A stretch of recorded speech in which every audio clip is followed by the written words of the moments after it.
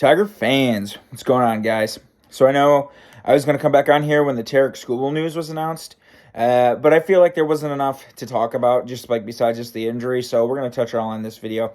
And if you see me looking down, I apologize. I just got some notes. I'm trying to clean up these videos because I have a tendency to ramble, and my videos don't need to be 37 minutes. So notes down here. Trying to keep this on track. So Tarik Skubal, let's start with there. So Tarik Skubal, he had flexor tendon surgery, and oddly enough, it's the same surgery that Matt Boyd had that ended his season last year, and he is just now trying to come back with the Mariners. He was signed by San Francisco, and then San Francisco traded him to Seattle. So the reason why I mention that is Matt Boyd gives us some sort of a time frame, some sort of a look into how long is Tarik Skubal going to be out. They say 6 to 9 months is the rehab time for this surgery, which is, a lot better than Tommy John, which is, usually 14 to 18 months, and you miss an entire season. Tarik Skubal already once had Tommy John surgery, so it's good that the elbow's not blown up again for the second time in his career, and they had to completely, fix his UCL. This is a different tendon. But it sucks that he's going to be gone because of how dominant he was. If you look at starters that had one earned run or less or 2 earned runs or less in the American League, Tarik Skubal was among the top 10 in the American League for starts with 2 earned runs or less. He was pitching very good. He took, a step forward this year.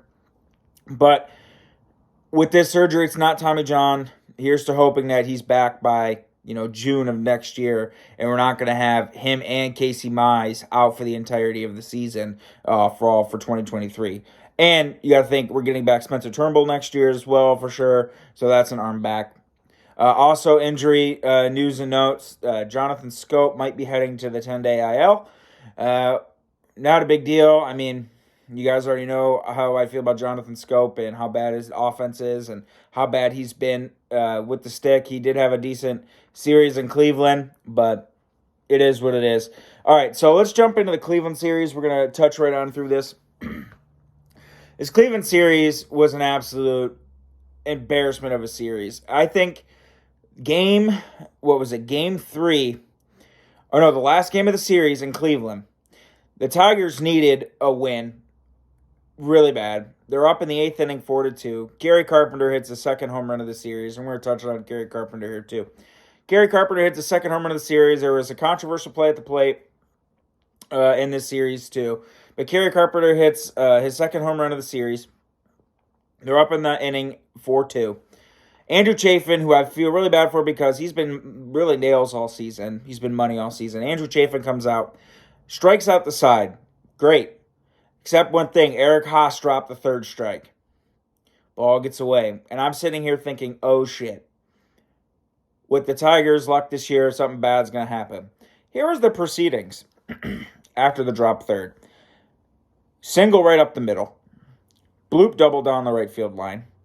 Infield single that Jamber couldn't throw the runner out in because he was too fast. Double that Akil Baddoo, who slides for everything, didn't attempt to slide for when he should have, because that would have been the third out of the inning, and the Tigers would have went to the 9th tied. Preceded by a double, walk. They scored 5 runs on a gift 4th out. That had to have been one of the worst losses of the season. And that's hard to do when the Tigers are on pace for 100 of them. That game right there symbolizes, in a nutshell, the 2022 Detroit Tigers season. Andrew Chafin strikes out the side. He had given up 2 home runs in his last 2 straight appearances. Comes out, pitches a clean inning, and they gave up 5 runs on a 4th out. I was so pissed. If I would have came on here and made my video on, Wednesday night, my fist would have probably been through my wall. It was one of the worst games I've watched. So bad so that I felt like I had to talk about how bad that inning was. And the fact that Akil Baddoo didn't slide, how cheap those damn hits were. And I think it was because the Guardians were pissed. Because in Game 2 of that series, the Tigers won that game. They were trying to take the season series because the Tigers and Guardians this year to actually split the season series, but the Guardians took it with the third game of the series, which was this blow-up game because Kerry Carpenter this series, let's start touching on him. Carpenter broke out. So Carpenter, as you guys know, got called up last week, last homestand, and he had 6 strikeouts in his first 8 plate appearances. This series in Cleveland, he breaks out in a big way. Game 2 of the series, he ends up getting a 3-hit night. He was 3 for 5. He had a homer, a double, a single, and a strikeout, and a walk. And then game 2 of the series, he has a homer, another walk. So he's only struck out, since striking out 6 times, he's walked 3 times, and he struck out 3 times. So much like it was in the minor leagues, where he was pretty much a 1-to-1 guy like he was in AAA, those numbers are starting to translate to the big leagues. But I'm already starting to see some flaws and things that Kerry Carpenter is going to have to adjust, like Riley Greene is starting to do. One, those pitches that Kerry Carpenter hit for home runs were mid-ish, low 90s, 91, 92 fastballs up in the zone. Kerry Carpenter can get to that ball that is just a tick under letters high, no problem, and those are the balls that he drives and he kills. If you start Kerry Carpenter in the count backwards, what I mean by pitching backwards is throwing him first pitch breaking balls, he will take them, or he is susceptible to chasing them. Also, Carpenter really likes that up in the zone fastball. If you throw Carpenter pitches above the letters, he chases them. If Carpenter is going to be successful and keep replicating the success that he had in those 2 games in Cleveland, he's going to have to, 1, learn to spit on the breaking ball. 2, don't sit first pitch fastball every single time like he did a couple of those times, like his second home run, or his first home run where he got a first pitch fastball letter high, and then his second home run where he got a second pitch fastball letter high. It's great that he's hunting the fastball, and it's great that he's reacting to the fastball, but if the teams start to pitch him backwards and throw him a little bit more off-speed stuff and make him chase up above the letters, he's going to have to really learn to spit on those pitches, or Kerry Carpenter's going to strike out 200 times in a season. I can see it coming, because after that Cleveland series, he struck out a couple times on the homestand in this Angels series. He struck out a couple times. I don't think he got a hit in those 2 games that he started of the 3 games against the Angels, but you could see it coming how the Angels started attacking him after what he did to the Guardians. Fastballs above the letters, breaking balls down, trying to limit the mistakes, trying to pitch fastballs in, trying to keep it away from the middle third, middle up of the plate. So it was great to see him walk. It was great to see the power start to show. It's great to see that he is, taking his walks and doing what he's got to do. And he didn't strike out once against Shohei Ohtani. He went 0 for 4, but every ball he hit was in play. So at least he's putting the ball in play. He's moving the ball forward. He's not striking out, because A.J. Hinch made it a thing that the Tigers have been striking out double digits a lot. Like, between the Guardians and White Sox, they struck out almost 100 times over 6 games, which is unacceptable. They had multiple games where they were over double digits. I think they had 3 or 4 straight games of at least 13. So it's great to see that, but man, Carp is going to have to make that adjustment to stop, to lay out the pitches up, and when teams start pitching him backwards because they know he's hunting the fastball, he's going to have to make the adjustment. So great to see that. Now, let's talk about the Angels series. Game 1 was an absolute joke. They didn't get a runner past first base. Sandoval pitches a 3-hit shutout. Trash game. Game 2, I didn't get to watch because at the Woodward Dream Cruise, but I know they got up 4-3 after being down a couple of runs early. Tyler Alexander pitched his ass off, and they ended up winning that game. Bullpen held. Great, wonderful. Let's go to today. Riley Greene hit the furthest ball that anyone's hit off of Shohei Ohtani. I have not seen anyone almost hit the Ernie Harwell sign out in right center field since when Prince Fielder put one up on the standing room only against the Baltimore Orioles. Go search that video on YouTube. That was a freaking shot. Prince Fielder was against the Orioles. I remember it was like toward the end of the season, he was trying to get to 30 home runs. In 2012, he hit one on the freaking standing room only out by the green batter's eye above the wall. But Riley Greene hit that 438 feet. It was the second longest home run that any Tigers players hit this year. It was an absolute piss missile. And the thing that I like to see about it is Riley Greene has been in extreme tack mode. The AJ Hinch has talked about it. He's missing his fastball. He's been swinging at the first pitch every single time, pretty much, because he's been leading off pretty much exclusively the last 4 to 5 weeks. And if you notice, the first pitch, Riley Greene, when he's leading off, he's almost swinging at the first pitch every single time. And the one thing that Riley's been doing that we haven't seen much in the last 3 weeks is he hasn't been walking. He's hitting everything on the ground, and he's hitting everything either to the second baseman or first baseman up the line. He has not really hit a ball with authority. The only ball that he's hit with authority over the last 3 weeks was that ball that Eloy Jimenez misplayed in Chicago where he got the 3-run double off of Lance Lynn. So if you look at his at-bats, he's been missing his fastball. He's been really chasing curveballs down and in. He's been chasing velocity up. He's been late on fastballs, and when he is putting balls in play, everything he's just been drilling into the ground. He's out on his front foot. He's trying to, basically, the league has adjusted to him, and it screwed him up because he's getting beat by good major league spin. Like, he's chasing so many bad off-speed pitches and changeups. Changeups and curveballs have been really messing Riley Greene up if you watch his at-bat. So I think now he's so susceptible to the secondary stuff, and he's getting beat by fastballs, and he's getting beat by fastballs he should hit, that he's so timed up for the fastball that he's just missing it. And he's trying to be so timed up for it that he's actually out in front. And it's making breaking balls even harder for him to hit because he's so timed up, trying to be so timed up for the fastball. He's drilling everything into the ground. So many ground balls a second, so many ground balls a short, little pop flies. But this ball that Riley Greene hit, his at-bats today were so good. Just to see this kid, I came and talked a couple weeks ago. Riley Greene has been making adjustments. He goes through a couple week stretches where like he strikes out, the strikeouts start piling up, and you see him not put balls in play consistently, not hitting with authority, to today. That is Shohei Ohtani on the mound. This guy is one of the best players in the entire world. Not even MLB, the entire world. What he does on both sides, on the mound and at the plate. He took a first pitch fastball down and in, right in his happy zone, and put it 448. This is the first ball that I have seen Riley Greene straight get the bat head out, catch it up in front, and absolutely hit a fucking piss missile rocket dinger.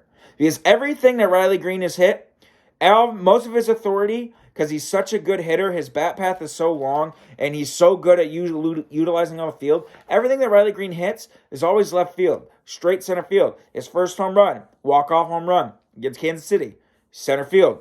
He had a home run, 2 home runs already to left field. That was his first true pull shot. He was so timed up and so ready for the fastball, he absolutely hit a missile to right field, almost off the Ernie Harwell sign. Then, his second AB comes up and rips a double into the left field gap. Classic Riley Greene swing. Right on time with the fastball, long through the zone, catches the ball out the outer third of the plate, and rips it left field off the freaking bullpen walls. Almost hit another home run. Absolutely great. And then what does he do? He proceeds to walk twice. This is Riley Greene, folks. This is what I wish the Tigers hitters could do. This is why this team is so bad, because you got someone who's 21, who's been in the big leagues for all of 2 months, going out there making adjustments because this team can't hit fastballs. This team strikes out so much. And this kid that's 21, and I have preached this all season about Riley Greene, and I preach this so much on this channel. His plate approach, his plate discipline, his ability to make adjustments, his ability to hit all different sorts of kind of pitching. His first game in the big leagues, he hits off of Taylor Hearns. Guy throws 100 from left side. What does he do? He gets on base 4 times, 2 hits. Doesn't matter if it's lefty. Doesn't matter if it's righty. Yeah, he's got his flaws. Yeah, he's young. Yeah, he's strikeout prone. But he's making adjustments. And to see him hit that ball as far as he hit it off of Shohei Ohtani, that brought a smile to my face, because what a great adjustment. And you know something? He didn't strike out a single time. I don't think he struck out over the last 2 days. He's got, I think, 4 walks in his last 5 games. He's starting to become Riley Greene again because he made the adjustment. And speaking of rookies making adjustments, Spencer Torkelson, my friend back there. He has been down in Toledo for over a month now, and I am so happy to say that Spencer Torkelson is finally taking a step forward. This guy was hitting under 180 in Toledo. He is now in the 220s. He's got I think he's hitting almost 500 over the last week, maybe in the 4s somewhere. I know he's been getting a lot of hits. He almost hit a freaking grand slam the other night. He's finally starting to hit the ball. He's finally starting to walk. Strikeouts are there a little bit, But you know something? That's a Spencer Torkelson thing. But he's finally started to hit the ball, and I really want him to keep continuing this because I want to see Torkelson back in Detroit so bad. No one plays first base like him. I know Hitting Harold, he's really good, and you put him anywhere. He's a Swiss Army knife, but he doesn't play first as good as Torkelson plays first. So I wanted to let you guys know that too, that Torkelson this week had a great week in Toledo. The extra base power is getting there. He's starting to walk. He's brought his average up from 180 to 220 something. So really, really good. So now I want to get into the last part of this video to wrap this up. There was an article yesterday released by The Athletic talking about Robbie Grossman. Now let me read you guys Robbie Grossman's numbers since he's come to the Braves. He's in 13 games, he's hit 257, 366 on base, 46 slug, 852 OPS, and that's good for a 133 OPS plus, and he's hit 2 home runs. So in that article, there's specific quotes that said when he got there that Brian Snitker and the analytics department came up to him and they told him things that they had noticed in his swing, that he said his right side swing was a lot better and his left side swing looked like he was gripping the bat so hard that sawdust was coming off of it. Basically, his left side swing wasn't as loose as his right side swing, and as a switch hitter, predominantly most of your bats are going to be from left side because most of the league is right-handed.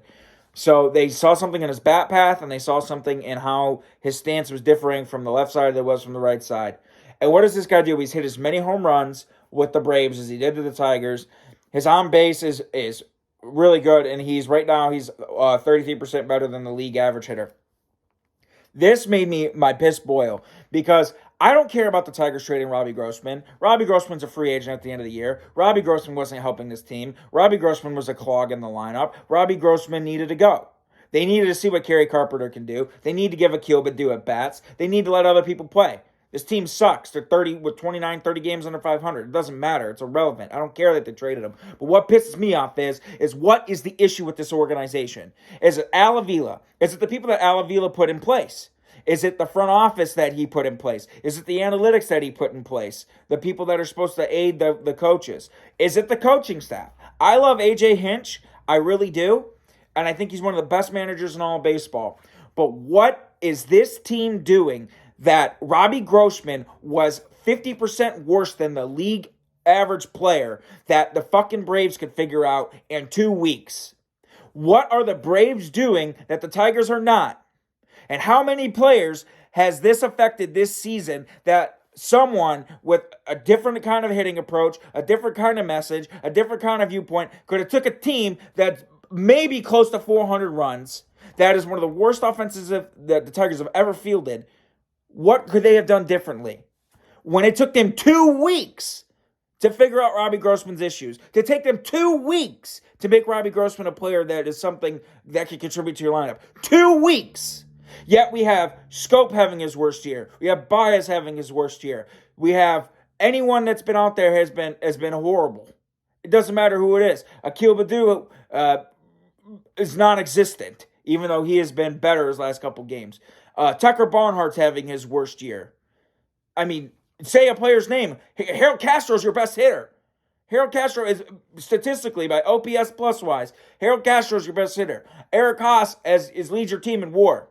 What is the message? What is the disconnect that the Braves in 2 weeks fixed Robbie Grossman? What is going on with the Tigers?